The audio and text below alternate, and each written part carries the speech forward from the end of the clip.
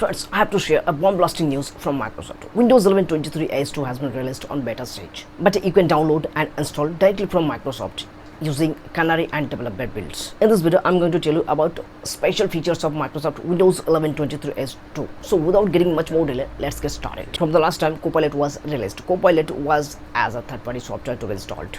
But now with Windows 11 23 AS2, Copilot is an inbuilt application. If you want to enable Copilot, just right-click on Taskbar and select Taskbar settings, and there you will find a settings called Copilot enable or disable. After disabling, just click on Copilot, and here you are good to go to use Copilot. Here new file explorer has been changed with a new update. Here you will find a new section called gallery. In the gallery section, you will find every photos of your computer with a big thumbnail that looks pretty cool. In Windows 7, we can hide time and date, but this feature was missing with Windows 11. But now with Windows 11 23 AS2, the time and date hide option is back again. If you want to hide time and date, just right click on time and date section and select time and date settings, and then there will find an option hide time and date on or off. A new home section has been introduced on settings.